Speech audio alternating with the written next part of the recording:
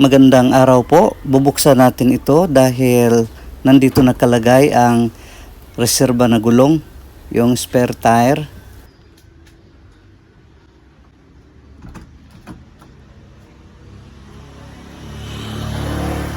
Kung sa gabi na flat ang iyong kotse, walang problema dahil mayroon itong ilaw.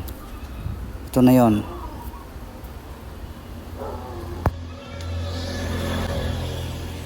Tatanggalin natin ang cover para maka-access tayo sa spare tire. Ito na yung sinabi nating reserbang gulong or spare tire. Makita nyo yung parang orange, yung pabilog. Minsan kulay yellow yan, depende sa effect ng camera. Ito, kailangan natin itong tanggalin. So, pag loosen nito ay pakaliwa ang pihit. Tapos medyo matagal-tagal din ang pagpihit dahil malalim yung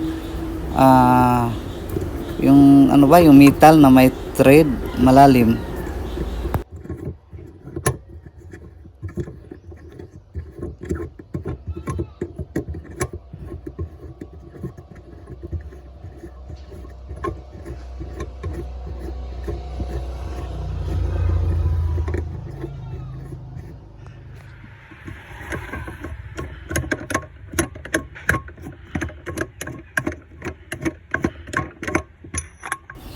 Ito na yung sinabi kong parang metal na may thread.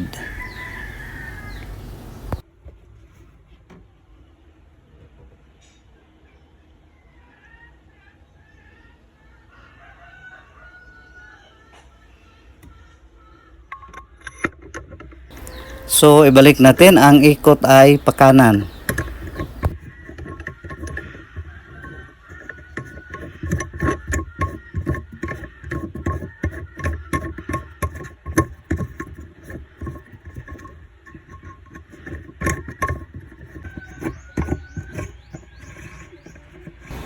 Katamtaman lang ang paghigpit kasi kung maluwang ay aalog-alog din.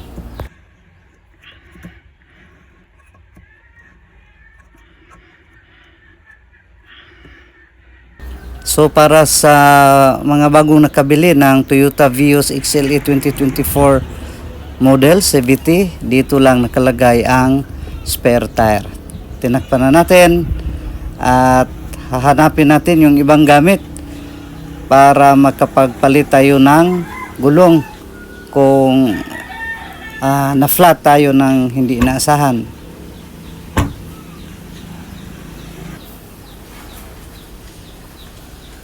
So buksan natin ito dahil nandito nakalagay ang mga tools katulad ng jack, spanner, handle ng jack at iba pa.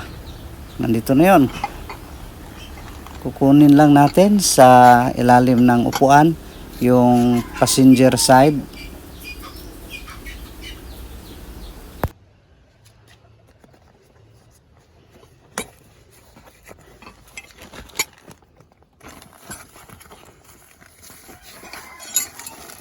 Ito yung handle sa jack, ito yung iniikot natin para tumaas o bumaba ang jack.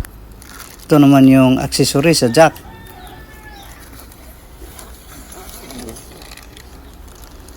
Ito yung tie rings. Ito naman yung nilalagay sa unahan ng ating kotse. Dito tinatali yung lobed o kung ano man panghila. Ito pala yung bubuksan natin. Gumamit lang tayo ng malapad na screwdriver or yung dulo ng tie wrench. Buksan yan.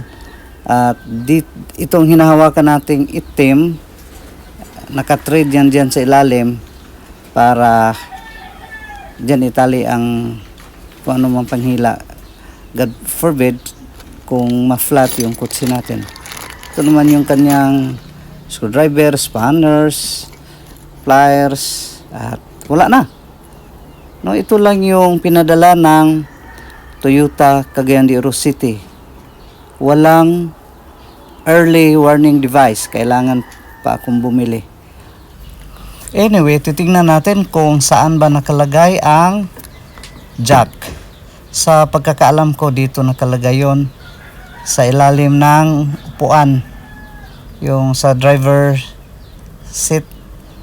Yan, nakita nyo yung parang maitim. Para hindi tayo mahirapan, kailangan i-adjust natin ang upuan ng driver. I-move forward natin. Ito lang naman ang parang kanyang lever, no? Itulak natin yan pataas, tapos sabay hila. Yan.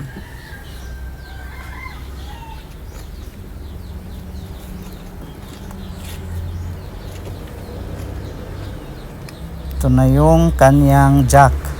May cover na plastic. Itong dalawang hinawakan ko, ano lang yan. Madali lang, no? Diinan lang. At ito yung kanyang scissor jack. Pihitin natin ito papuntang kaliwa para yan. Para lumuwang. At matanggal na natin ang jack. Ito na yun, ang bigat pala.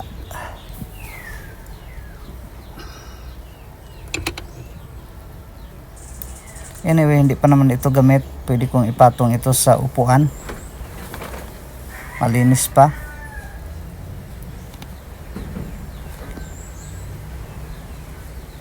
So, libre na ito. Hindi na kailangan bumili ng jack. Kung itaas natin, ang pihit ay pakanan. Yan, tingnan nyo. Pag pinipihit natin pakanan, tataas yung jack. So, madali lang, no? Nasa likod lang ng upuan ng driver nakalagay ang jack. Balik natin.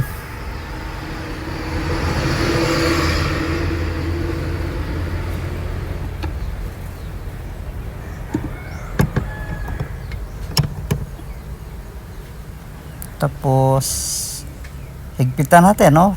Iikutin pa kanan para sumikip, para hindi aalog-alog yung sasakyan habang tumatakbo. Ayan, masikip na or mahigpit na. At ibalik natin yung cover, yung plastic na tinanggal natin kanina.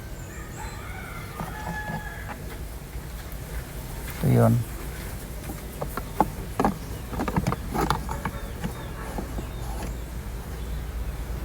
Ang hirap mag-video, isang kamay lang ang gamit. Wala tayong assistant.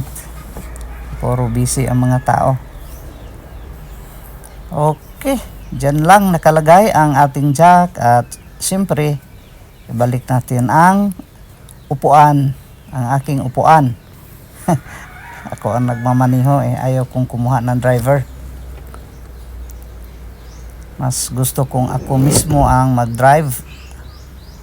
Feeling ko kasi sa awa ng Panginoon, sigurado ako at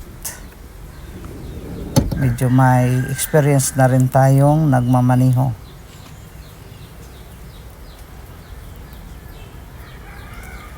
Ito yung saan banda ilagay natin ang jack, no? Naka-video ito sa ilalim ng kutsi. Hindi basta-basta na lang kung saan ilagay ang jack. Ito yung gulong, yung sa hulihan. Ito naman yung sa unahan. So parang may ano dyan sa ilalim. Ayan. Yung parang dalawang kanal. Sa gitna dyan. Dyan natin ilagay ang ating jack. Maraming salamat. God bless.